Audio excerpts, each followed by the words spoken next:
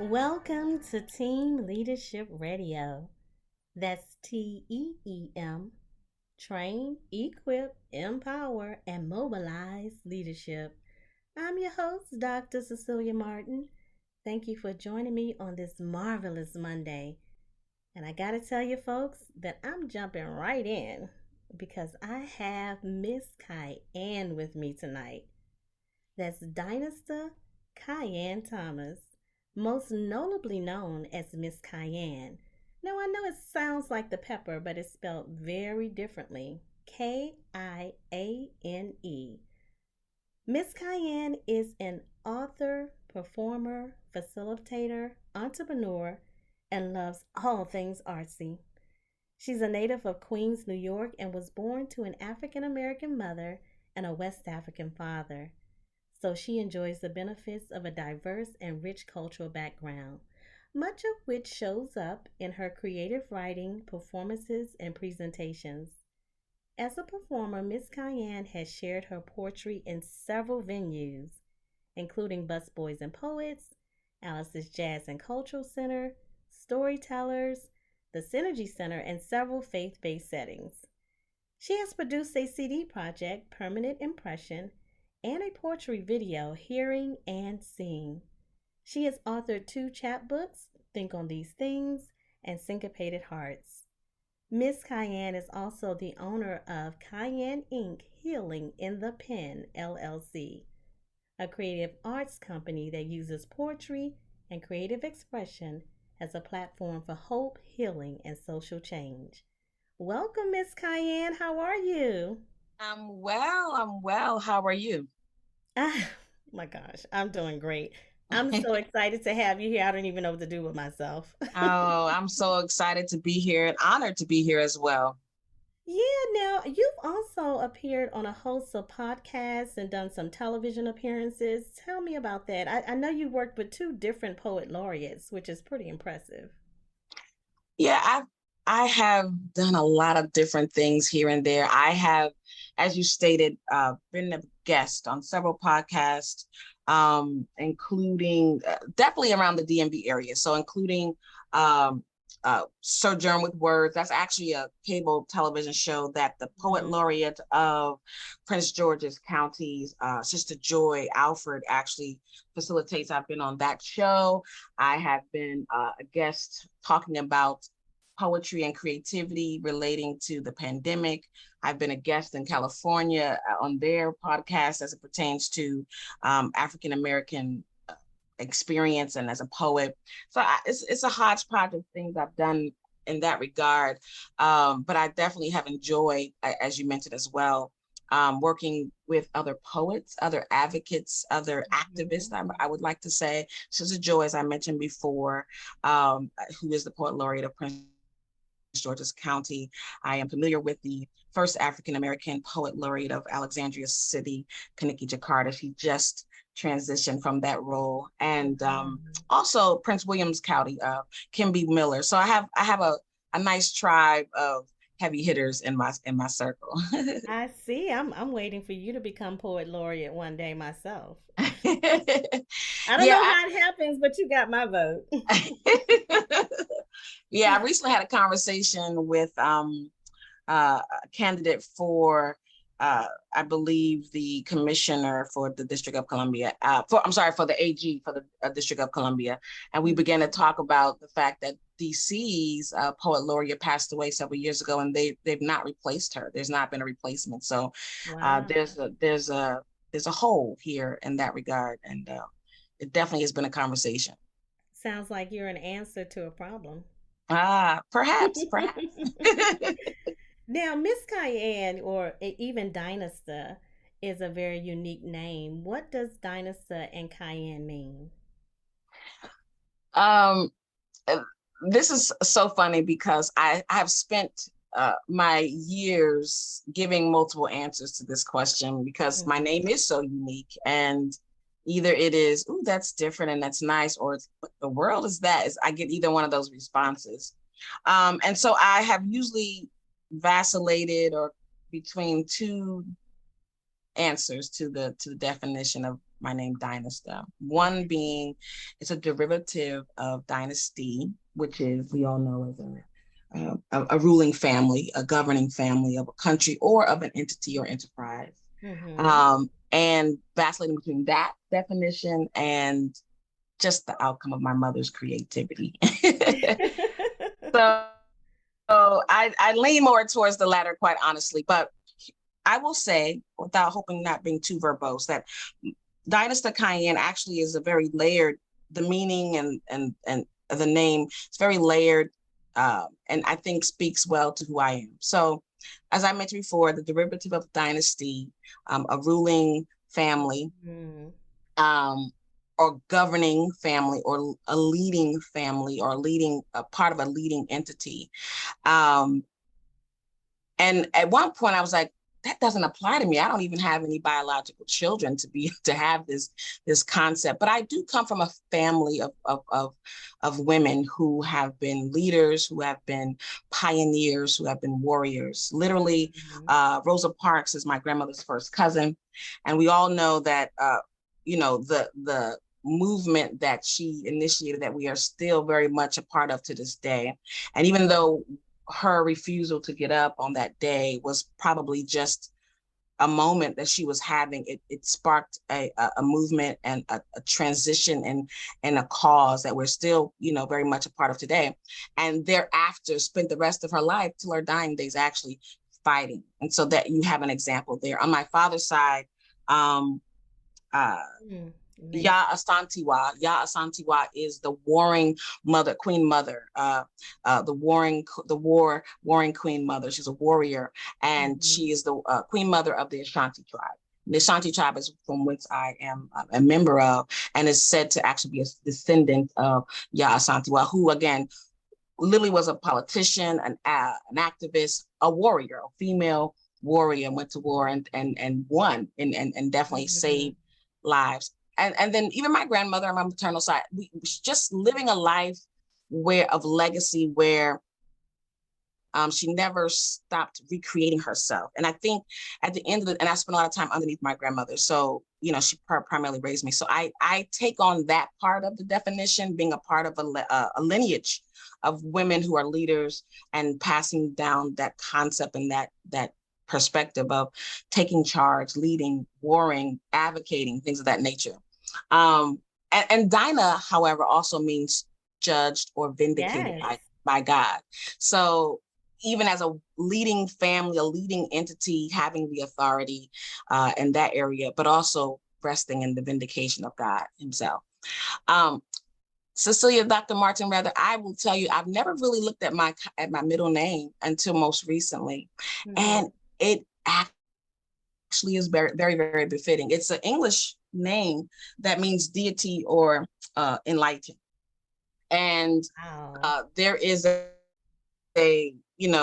and I don't ascribe to all these things, but if you look at the numerology breakdown of my letters and the name, it speaks to things like creativity, being inspired and inspiring others, artistic Mm-hmm. expression, leadership. It speaks to a lot of things that I am a strong proponent of. So all of that is wrapped up in this 5'3" chocolate girl. That's who I be. Yeah, I mean, it sounds like royalty and leadership and, all those things to me. And it certainly plays out in your life in so many different ways. I mean, you're a leader in the community, you're an advocate, you're very philanthropic in your approach to your work. And many people don't know that you actually have a background in psychology and a master's degree from Howard University. Is that correct? Correct. That is Yeah. absolutely correct. I am a proud graduate of HBCU undergrad at Morgan State University with a BS in psychology. I initially thought I was going to be a psychologist. I specifically wanted to Hmm. provide mental health services to people of color. Traditionally, people of color are leery of going to a counselor or a therapist. We don't share our business outside of our families, Hmm. but we got a lot of stuff to unload. And I Right. initially I wanted to be the space in that way to unload. I pivoted over the years, and ultimately went back to school and got a master's in social work from Howard University, another HBCU. Uh, and because I learned that social work was more than just taking children out of the home, I always thought that's what it was. And I was like, that is something I do not want to be associated with.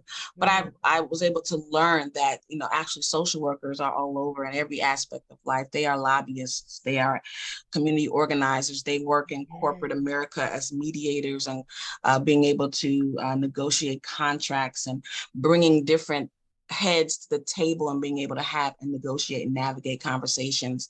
They can be very integral in the mobilization of projects and movements. So I ultimately went back to school and got a degree in social work, where I focused in on marginalized populations, which can be a gamut of individuals and different groups, but focusing primarily on youth and young adults. So your degree in social work in many ways have complemented you as an author, as a spoken word artist. Yeah. How were you able to merge the two? It's my life's efforts to merge my worlds together. Oh my gosh. It's been a journey. It's been a journey. I recall very, very, very specifically, very specifically, teaching in Baltimore City in the early 2000s. And it was a great time. I, young, didn't have any, dependents. So my money was my money, type of thing. So it was a good time, you're making a little chunk of change. But and I would go to school and I would teach with my pantsuits on and my bun and my hair and, be that professional woman that I enjoyed. I enjoyed it very much. And then at night I would go to a club or to some event where I'd try to, share poetry. And at the time I was really trying to find my voice and really hone in on my particular style and craft. While have been writing for years, the sharing of it in public spaces, I was getting my feet wet with that. And so I was doing one thing during the day and doing something slightly different at night.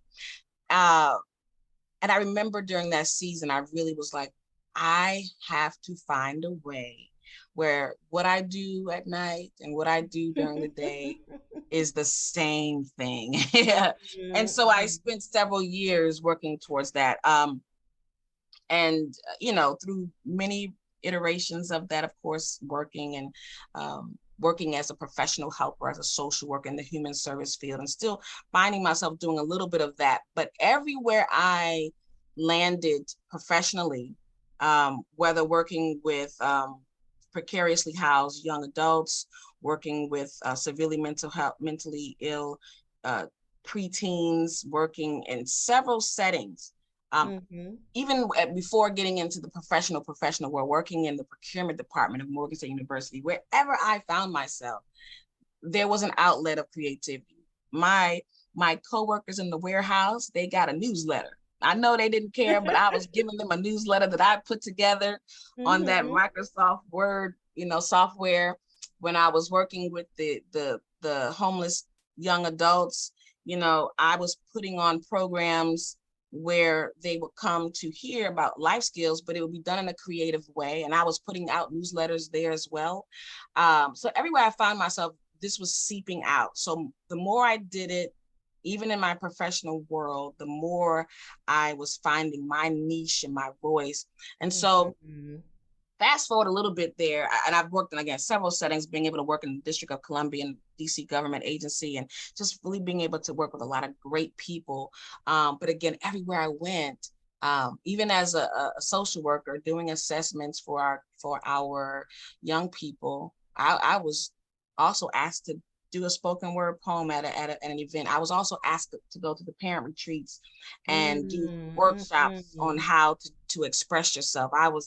It didn't matter where I was. And so again, the weight of combining my passion as a poet and creative, and Mm-hmm. my profession as a professional helper, I use that general term, or a social worker, that was been my general task. And so in the last maybe 18 months or so, I was here in the district working with an organization, and um, it finally came to me that this would be the last time I find myself in a traditional 9 to 5 setting, Wow. because even there, I was directing a program, but I was being asked to sit with the leaders of the HR department and use writing to help them have reflective moments. I mean, this is the kind of stuff that's Wow. happening. I'm My serious, you know. goodness. So it was apparent to me that, because Mm. it's an angst that happens when you're trying to create this synergy, right? So it Mm-hmm. became apparent Mm-hmm. to me that this was the last time. And so since I believe you know, the summer of last year, I have been building my nonprofit, the Inkwell, which deals with writing and creative expression. We could talk about that a little later. And I have been performing and connecting and teaching poetry. That's what I've been doing. And while I am still helping, working with marginalized populations, at, you know, my students or whatever, all these things, I'm still doing the same thing, but in my lane, in a place where I feel that it makes the most sense for me. Sure, sure. And it sounds like you have been born to do poetry, spoken word, cathartic writing exercises, and on the street they call you a Iyanla, the other Iyanla, right? Because you're helping people fix their life through writing Yes, and yes. emoting and things like that. Tell me, I gotta know, like, what was your very first poem, and why did you write it? So there's two first poems. Okay. So there's the Okay. first poem that my mother stated that I didn't write it. I was only 3 according to her documentation. I wasn't writing it. She transcribed it for me, but I stated it. Oh, how precious. Um, and the poem said, little a little flea had the little flea had wings, but never learned to fly. Mm. That was a statement that, according to my mother, I made at 3 years old. That's pretty poetic, pretty profound, even That in my is own, that is even extremely in my own ears. profound for a little person. Yes. So I don't recall that, but the first poem I recall writing was an assignment for school. Uh, it was to write about an emotion, and just say, whatever that emotion is, what it was to you. And so you could write several lines. It was like literally the first, introduction to writing creatively. And that was in second grade. I was in a school system at the time in the Midwest that really, really promoted the arts. And Mhm. so, and they had writing throughout every subject there. The arts, you were learning to, if you were in music class, you were learning to read sheet music and also write your own sheet music. The Wow. art, the art classes were intense. So there was a citywide magazine that teachers submitted their students' artistic expressions to that magazine for publication. And my first time being published was in the second grade. It was the first poem I ever wrote. And that was called Happiness Is, and it was inspired by my mommy. Mm, how Yeah. precious is that? I know that, it's wonderful to be able to be reflective and see what you love to do, that you've been doing it all along. I know your slogan is I'm a poet and I know it. Yes. So, I mean, when you started that slogan, were you very young, or did you come into your adulthood and say, wait a minute, I've been doing this all my life and this is who I am? Yeah, that's an excellent question. That came in as an adult. Probably Mm-hmm. there was a your parents or grandparents or the elders in your life tell you things when you're young, that this is going to happen when you get to this age, and you're like, okay. But there was truly a pivot for me in my early 30s. I remember feeling uh, like I had not arrived, but like I was very comfortable in my skin. There was something that shifted in me in that early 30 phase. And it probably was around thereabout that I began to hone in on this. But more specifically, this statement, I'm a poet and I know it, that's how I introduce myself usually every time I stand to perform. It's really an internal declaration, Mm. because, as I mentioned before, I was performing, and I was really trying to find my voice and get my feet wet. And I eventually moved from Baltimore to DC, and I moved to DC strictly for the poetry, strictly because I was going to be a poet, a performing poet, which, you know, in retro sounds a bit crazy to me, but that also speaks to, again, who I am. So I left and I came to the District of Columbia to dive into the poetry world, because it's very saturated here in the district and the DMV area. And I began to go to these events and open mics and events, and I found that I didn't sound like everybody else. They had a certain sound, and everyone seemed to sound almost the same. I didn't have the same content. What I was talking about wasn't at all what they were talking about. And I wasn't known. No one know Miss Kiane. Miss Kiane, is that your name? No one. Your name. Oh my gosh! Everybody had dyslexia, you know, when they would see my name, and so therefore there were many times I wouldn't even get called. I was there early, signed the list early, and wouldn't even get called. And there was a season where I questioned, ooh, maybe I'm not a poet. Maybe I'm not a creative in this way. Maybe this is not the lane. Maybe I'm mistaken, because if this is what it looks like, this is what it sounds like, this is what they look like as people, I just never fit that mold. And there was a season where I very much questioned it. I doubted it. I wanted to kind of retreat. And then, you know, no, honing in to, wait a minute, I am different. My voice is different. You know, my message may be different. My name is different. That's okay. Let me show up in that. Let me, you know, embody that. So part of me embodying that is just simply declaring it every time I speak. It's really for me. It's a corny laugh and a corny rhyme. I get that effect, but really it comes out of me declaring and decreeing who I am to defy that season, that thought, that doubt. I think it makes perfect sense. And I think all of us have our inward mantras in some way, whether we say Yeah, it openly or not, you know, to remind ourselves of who we are or who we think we exactly. were born to be. So the Mm-hmm. fact that you declare each time is very bold and freeing to some extent, you know, Yeah. like it makes other people say, well, wait a minute, who am I? and am I bold enough to say it every time that I walk on the stage? Right. And I'm going to be a little bit selfish because we're talking about your poetry. It is so life changing. And I know that you've had several testimonials of people coming to you after you've performed and done spoken word or presented one of your pieces, and they have said to you that changed me. And Yeah. and I know, you know, I could probably recite a few of your poems. You know, one of my favorites is "Go ahead, black girl, go ahead." I mean, I'm Yes. not gonna have you, you know, maybe if you want to do a line of that, but the one that I really, if you don't mind, I would love to hear a bit of is "I will write this pain away," because I think that it is the essence of who you are and what your purpose for in the earth to help people come to that point of really Mm. of releasing some things inside of them. And of course, you know, I recently released a book about 30 days ago, Yeah.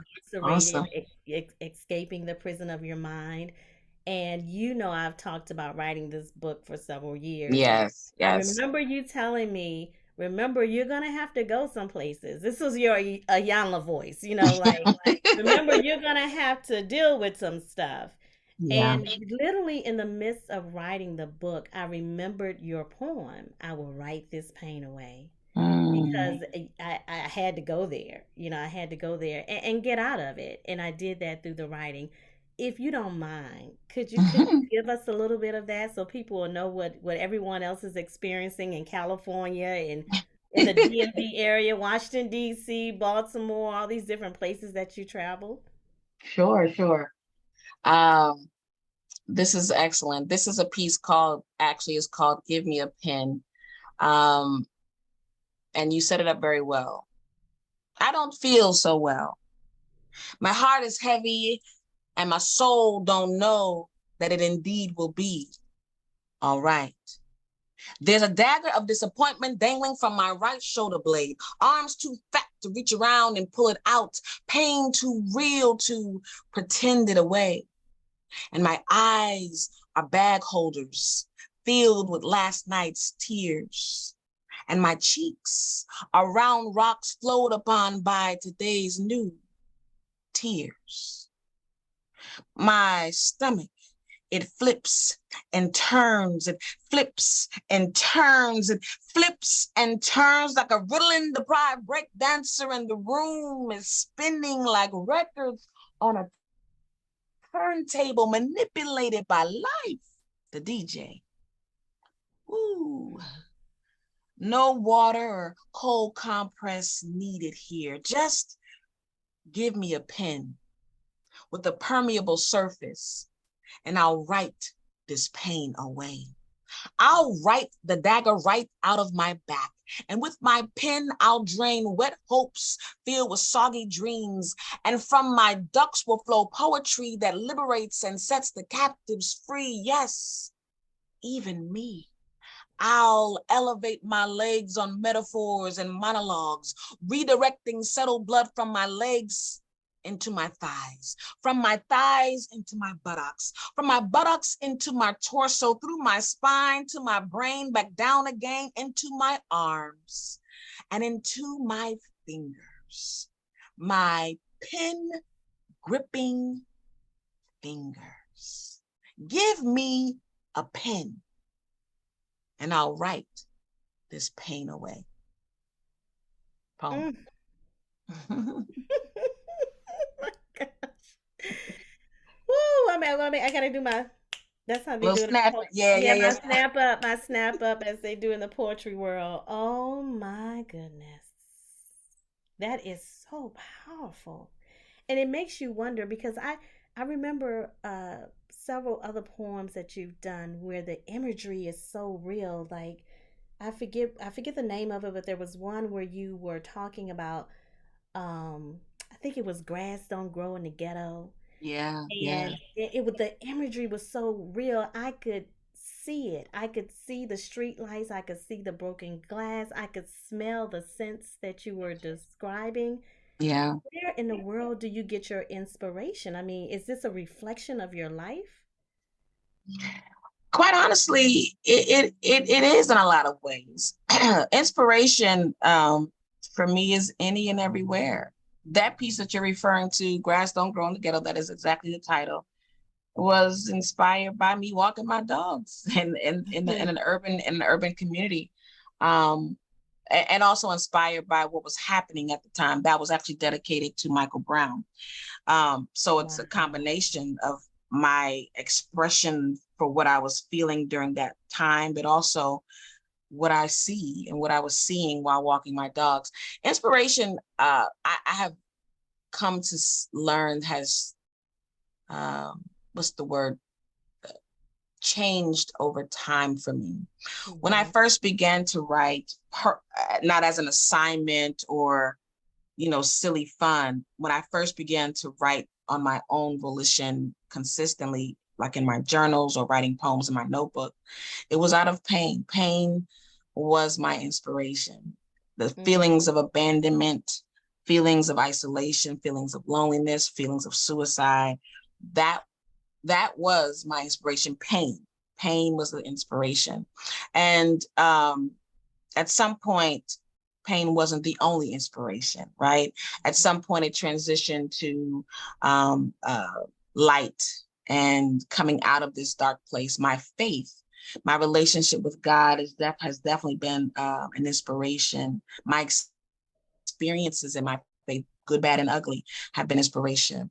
And then it transitions again. A lot of my inspiration started to come from my experiences, particularly in the helping field. There oftentimes part of my work as a social worker was to take in the story of other individuals. And I'm a storyteller. I'm a poetic storyteller. So you can't tell me something and me not internalize it. I'm Right. hearing it. And so then I have to regurgitate it back to my superiors. And ultimately I was tasked with telling their story because people are seeing the story on page, This Yeah. was a 15-year-old boy who held up a guy at the bus station with a gun. That's the story you see on the page, but I come back with the story, the behind the story on the page. And so that will be my inspiration, because who's telling their story? Who's telling their story, you know? Mm-hmm. And then it began to morph again, because while it never was a focus point initially, as a Black woman, um, an African American woman, uh, in the United States of America, there's a definitely an experience that I'm either having or watching others have. Therefore, I'm having it vicariously. So my pen began to be a voice for some of these injustices, or some of the feelings of these injustices. Um, so for me, inspiration has shifted and morphed over time. But what is consistently an inspiration for me is intense emotion, my faith, and injustices and things of that nature, and also love. Uh, I don't read and share a lot of love poems. No one that can ever say Miss Kiane is a love poet. And they Okay. won't say that about me. I realized that, and I was like, oh, they don't know that. But I do. A lot of my work is inspired by love, whether that's my love relationship with God, whether that's my love for people, uh, and or romantic. There are things that are page poems, and there are things that are stage poems. So those are my main inspirations. I get it from anywhere. I've been on the train. Dr. Martin saw a man sitting on the train crying, and I wrote a whole piece called "I Saw Black Manna." Yes, that's Crying. another great one.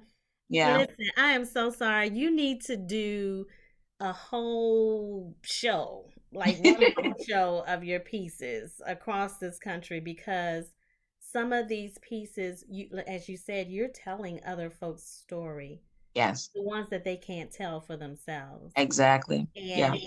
And the poems and pieces are so powerful, and you're right, they don't sound like everyone else's, right? They are Right. so unique, they are so raw, and I haven't seen a person not sit in your presence and listen to your poetry and not feel something extraordinary and Wow. express it at the same time. I appreciate that. I definitely um, don't take that lightly. I think one of the things for me that drives me in the direction that I am going, to be very intentional about taking ownership of my voice, ownership of the purpose that I believe my life has. And while poetry is like again, I live in a city where it is saturated. You can go to anything every single night of the week. There's something going on. I'm very intentional about what am I offering, what's the message, and what is happening as a result of what I'm delivering. And one of the things I've prayed for and desired constantly is that, even if whether I'm in a club, at an open mic, at a church event, or at a conference, that the hearers will be moved and unto action, not just moved emotionally per se, but Mm-hmm. that they will be moved to transformation. And I've had the privilege, because everyone doesn't tell you, but sometimes every now and then someone will say, this is what happened. I've had events and done things where people who have never ever put a pen to paper to write a poem or anything said that I was overwhelmed in the setting and I had to write something, and they wrote a beautiful poem for the first time ever. And these are it could be a 60-year-old person, not even a kid. I've been in settings where people said, man, I came to your event, and as a result of being so inspired, I decided to start my business. I've been teetering about it, not even about poetry, but just about Yeah. purpose in their own life. And so for me, I appreciate that, because for me, it's not just being able to tickle your ears. I do enjoy being able to craft my words in a way to make you go, ooh and ah. But it really is about, for me, that the hearer or the recipient will experience something so intensely that they're not exactly the same. Well, I can tell you that I'm one of those folks that wrote a poem. Finally, it took me years to write it, and I plan to, if I make it, and I Mm-hmm. plan to be there to listen. I'm gonna do it at the gathering in December, And we'll get to that, what that's all about. Cayenne Inc. does the gathering each year in December, and it's an amazing event for artistic expression. Listen, I'm a novelist, okay? But I wrote my poem, and the one poem that I wrote is one that I really am proud of, that I would recite for a lifetime because it means that much to me. Powerful. Yeah. So hopefully in December, I'll do my debut for my one poem inspired by Miss Kiane. Yes. Yes. Yes. It'll be one for the books. Yes. I'm going to do it. I'm going to do it. Listen, though, I wanted to also hone in on social change because Sure. I mentioned in the intro that Cayenne Inc. Healing in the Pen LLC focus on, of course, hope and expression of hope and healing. But talk to me about social change. Sure. What does that mean? How do you use poetry, as a creative expression to that end? I'm not sure how that connects. Sure. We kind of talked about it a little earlier.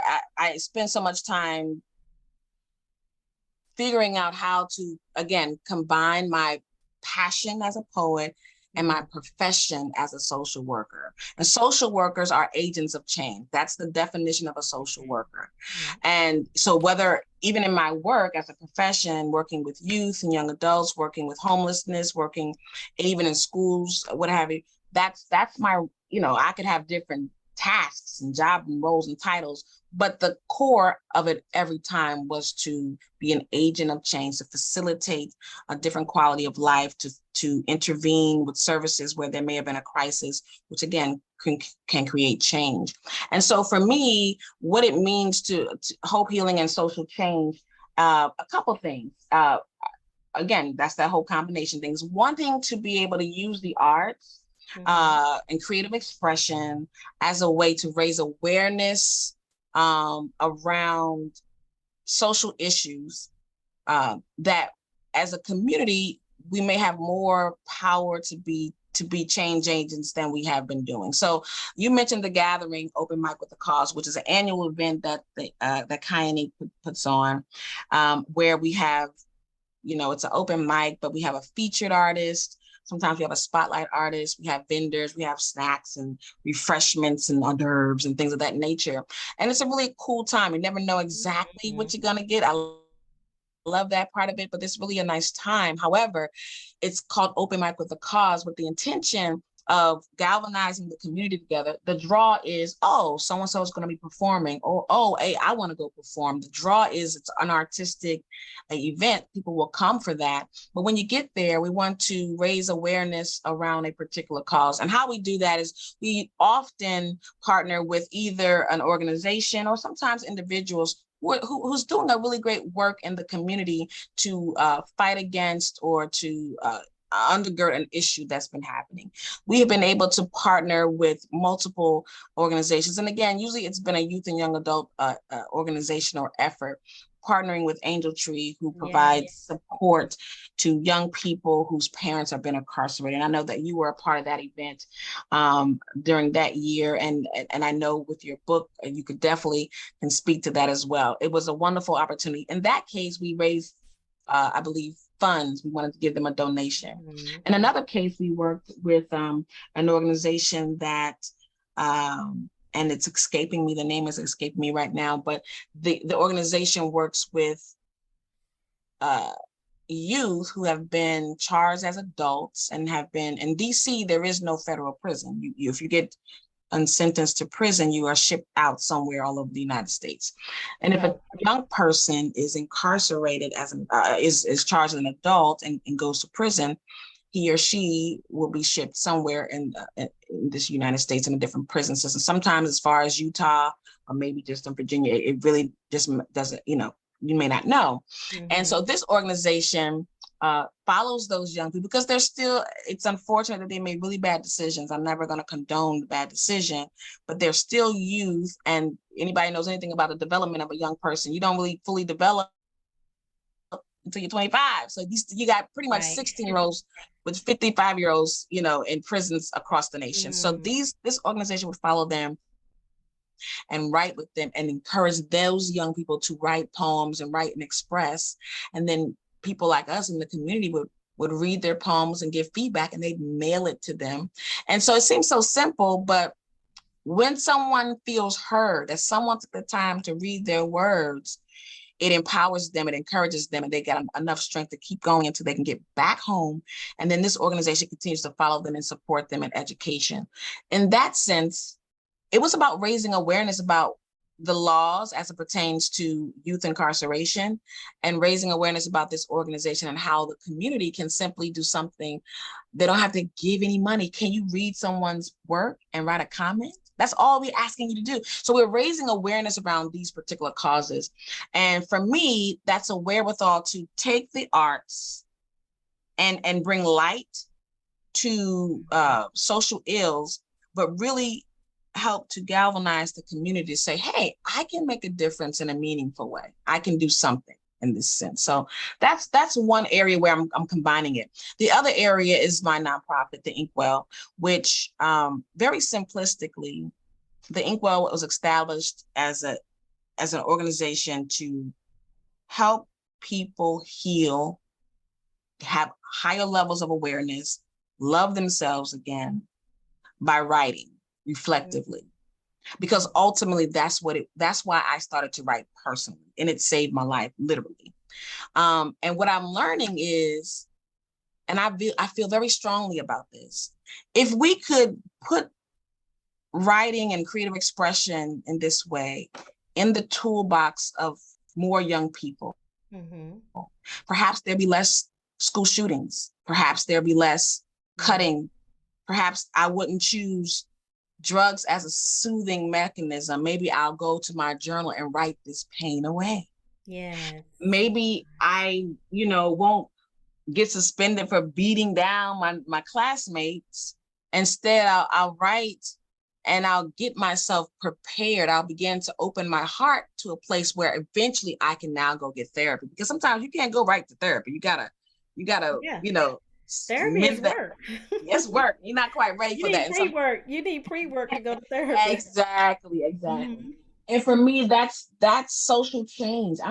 I feel very strongly that reflective writing, creative expression can cut down on some school shootings, can cut down on gun violence in general, because people they don't know how to communicate and emote properly. So to me, that's how writing is a part of social change.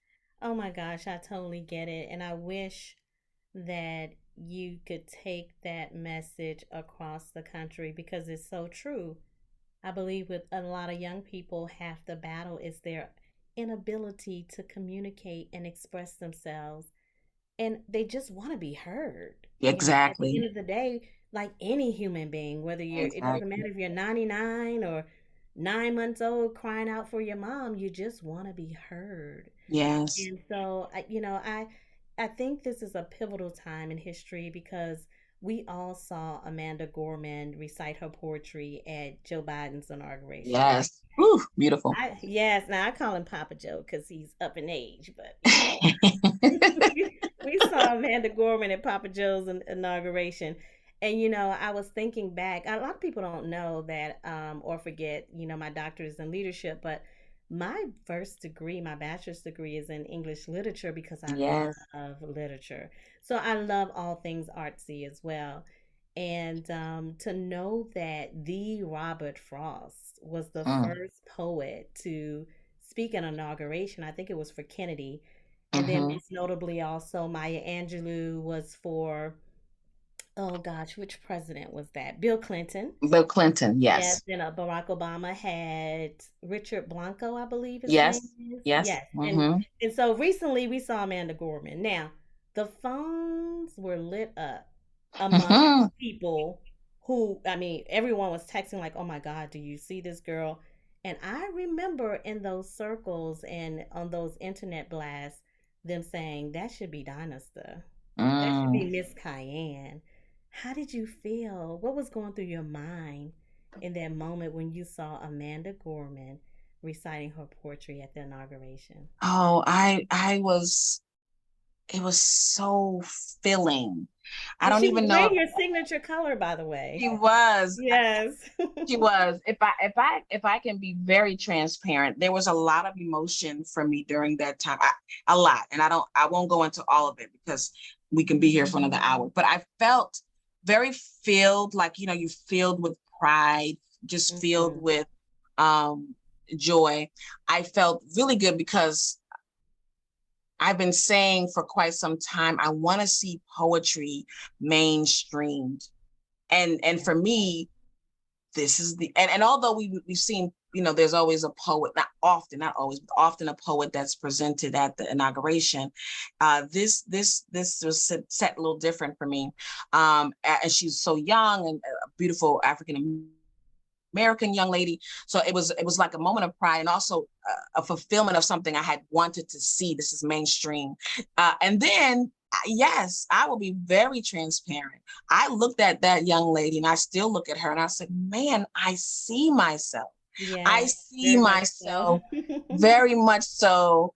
While our stories may be different and all that good stuff, but I just kept seeing myself. So you can go two places with that, and I vacillated. I'll be very honest. I was like, man, I missed my window. But then there was another moment that says, that speaks again to everything that Cayenne Ink and the Inkwell is about, is that hope, Yes, yes. that knowing that, what you're seeing, what you are imagining, what you are declaring and decreeing, it is so, it will be so, it is happening. She's nothing more than a manifestation of what I've been talking about, what I've been declaring and Mhm. decreeing.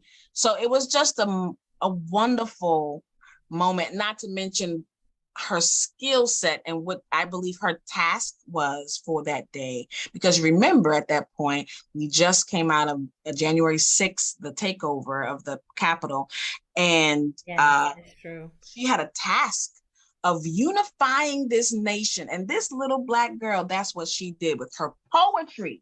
Yes. Okay, with her poetry. So it was a Mhm. wonderful moment. Gosh, it was so amazing. And I don't, I look at them and, and I said, how do you guys do it? Because you have some pretty heavy hitters in your circle. I mean, my goodness, you have a poet laureate on your nonprofit board for the Inkwell. So you Yes. you run in pretty heavy circles. And I was looking at her just as a, as a cute moment. She was holding it together. Like you said, she was doing the moment. And I saw her, her little nose was running, and then Yes. people don't know this, but Robert Frost, he started doing his poem and couldn't finish it because of the glare, the sun glare, and the snow. And Mm, so I mean, and he's panicking because he's like, my goodness, I'm at the inauguration, I'm here at the mic, and I'm stuttering through my stuff, and he literally just put the poem down and then recited something else, that he had already written, mm, instead of trying to be, and in that moment, and for his time, that was an incredible moment of realness, of, yeah. what, we're all human, and don't forget it, Yeah. and like you said, in her moment, in her time, she was tasked with bringing the country together, and that's what she Yes. did. Yep. And and again, a lot of us were like, "Oh my God, Miss Kiane lives in DC. She's the epitome of this young girl." And I mean, we're hoping that you guys team up one day. Yeah. She's doing a master class. You should co-teach with her or something. Something. It would just be Yeah. amazing to see you guys as a dynamic duo. And and speaking of, like I said, you have a poet laureate on your board, which is incredible. Tell us, you wonder because you talked about how you have carved out your own career path, Yeah. that you can't do a traditional 9 to 5, and it's Yeah. understandably so. For other spoken word artists out there, and we Hmm. see people. What is her name? Gosh, she did. Uh good, good God, gay girl, good God. I rem. I forget. Perry. I think Perry is her Perry, last name. yes, Perry. She Hmm. too carved out, I believe, her own path, Yeah. when she went through her process. Yeah. For other spoken word artists, is this a viable career path? And if so, what does that look like? Oh, most definitely. Most definitely. Uh, for other spoken word artists, it definitely is a viable career path. Now, it's it's a life of a creative, but what you have to do if this is something one wants to do and it pay and be their livelihood, you have to understand, and now that this passion thing that you love, there's a business side of it as well. And I won't say that this is for that it being your main bread and butter is for every poet. I don't think it's for everyone because you do have to tap into the concept of running this as a business. But here's what I'll say. That's another conversation. But here's what I'll say about that. Um, there are so many facets. We often limit ourselves. We often limit, like I mentioned before, when I found out the greater abilities of a social worker, it was wide and vast. I was limited in my understanding to it just being the person that comes to your home and takes the kids away. That's a very small pinhole, but Yeah. there's so Mhm. much. There's a bigger vision and picture that a social worker can begin to paint, and it's very similarly with a poet, right? There are so many areas that we can infiltrate, and we are beginning to see that now. You have poetry on the main screen, whether that's the inauguration or the Super Bowl. Okay, Yes, yes. uh, Yeah, don't talk about it. You know, it's a I know, religion in Texas. I know, but that was phenomenal to me too to see that Hmm. here there or teaching artist is a major thing, becoming a teaching artist. First of all, social emotional learning as educator, I Yes. know you would tap into this is very important in our educational system. And even more so now, like we said earlier, this is a great season that we're in, great in that there's some other opportunities to really begin to hone in on a specific niche and skill set where after this, in the middle of this pandemic, as well as at the onset with the quarantine and the impact of our kids and the impact of our adults for that matter, needing an outlet and having and making sure that in our school systems, now that we're back into the physical building, is very intentional about social emotional learning efforts and putting it into the weaving it through the curriculum. So a teaching artist is very important. And now I know other artists who are making six figures because and they go around doing poetry for corporate organizations. They go Yeah. around teaching teachers how to implement uh, creative methods in their lessons, specifically around poetry or writing or acting or things like that. They're making a viable income because why? They are using their creativity to be creative in how they are making ends meet, for lack of better words. And it is definitely a place where you can make viable uh, income. But again, it's very important to find your niche, find your voice, um, find what makes sense for you. And for me, from early on, I've always wanted to be a helper. I Mhm. remember going through several iterations of what do you want to be when you grow up, and I had several different answers, but they all began when I look at all those answers, from helping those who are mentally handicapped was one answer, Wow. from being a writer, being a dancer. I did say that at one point. And then I wanted to help, the general statement, help people, but I knew I wanted to help them emotionally. I knew I wasn't going to be no nurse. I can't stand the sight of blood. Okay. But I wanted to help in the mental capacity. Mhm. So understanding your purpose and then continuing to hone into that, it'll make room for you. It'll make room for you. Mhm. So yeah, When I definitely. think about how artists have impacted other issues throughout time, whether it's singing about it, Yeah. talking about it, it can, a musician can soothe the heart of a crazed king. Hmm. Yeah. We don't even have time to jump into that, but I mean, there's so many things, like you said, if everyone would just find their voice, especially the artists, the renaissance that could take place now is needed. And we need every spoken word artist, we need every poet, we need every musician to really come out and find their voice and keep us united because there's a lot thrown at us as adults. I can't imagine how youth are processing some of this stuff. It's just too much. It's too It's a much. lot. Yeah, I yeah. Go ahead. let, I just want to say this right quick. The other component I want to add to that answer is be bold, right? Be courageous, be fearless, because it's very tempting to do and say and be and act like everyone else is doing, acting, and behaving. Because, oh, like you said, the singers, they sound like this is what's popular, or even the poets, this is what's popular. This is the other component for me that I feel that I shifted into, is that there's no major pressure to be and act and do like they be and act and do. It's Hmm. important to be true to yourself and be authentic. Otherwise, you may experience some success, but I believe it will be very limited, because it's a It's copycat. But inauthentic. if you're exactly.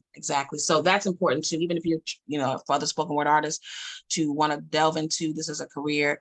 Um, do the work to find out what makes sense for you. And There it even, is. you know Do what the I'm work. saying? Do the work, Yeah. and be bold enough to do it. Because when you find out what it is, you're like, oh my God, no one else is doing that. But go Hmm. ahead. That's the part. That's the part. So yeah, I just wanted Well, to add that. I do want to also add, because I know we don't have but about 5 minutes left. So you're an artist, you're a business owner, you're an advocate. We'll have to come back because the work you do in leadership and for leaders who need a friend, who need someone to speak Yes. to, Yes, please have me and back. I have personally had you as a co-facilitator for team leadership and some very tough, what I call courageous conversations with Yes. leaders. Yes. So, I mean, I'm just so excited about what you're doing. Before we leave, I want people to first know you don't have to be a starving artist. If you're authentic, No. Poet's making six figures, so I think you better grab a pen and be authentic. But tell our listeners about the gathering on December 10th, open mic with a cause, so they can and where they can buy tickets. Definitely. The December 10th at Creative Suitland, located in Suitland, Maryland. There will be an open mic with a cause sponsored by Cayenne Inc. We're going to have Rebecca Loren, who's a singer, songwriter, and producer, as our featured artist. She's going to have some groovy sounds. She's a wonderful singer. We have a youth poet as our spotlight poet. She's been blowing up the DMV. Her name is Lemonade Dream. We're going to have Mm. Caps and Fraps, which is a local gourmet beverage company that will have some of her famous hot beverages. Yes. I will be hosting that event, and what I want to say is that we will be giving back to that Suitland community, specifically looking at working. This time it's not youth, our seniors in that area, and giving back to them. And I'll have more details about that. But you can get a ticket at eventbrite.com. You can go to my website at www.cayenneinc.com, KIANEINK, and look up the Gathering Open Mic with a Cause. Tickets are $20. All right. And listen, folks, if you don't live in the Baltimore, Washington, D.C. area, you can still support just by getting a ticket, sponsoring someone else to go, making a donation to this wonderful cause. It is an amazing event with great food and drinks, and anyone can come and express themselves. Yes, I'm going family to do friendly. it this year. Watch me. Okay, I I'm think looking I'm going at to that. get a full costume and everything, or would that be doing too much? No, do it, do it. Okay. Look, I'll be so nervous. Look, because I mean, y'all are good. But one thing I can say is that you don't have to be Miss Kiane Nope. to express yourself. And last time I went, there was some, prior to the pandemic, the artists that were there that were painting while people were playing or Yes, we're gonna have doing our something. painter as well. I forgot that. Yes. Gosh, it was just amazing. It was just amazing. So, the gathering, December the 10th, open mic with a cause. Buy tickets online. Replay this. You'll have the information. You can go to the website www.cayenneinc.com, right? Correct. All right. Well, thank you, Miss Kiane, for joining me tonight. I'm telling you, this has been so exciting, and we're gonna have you back for that master class. How about that? I'd love to be back. Thank you so much for having me. Thank you. Thank you guys for listening tonight. And as always, thank you for being a team player. All right.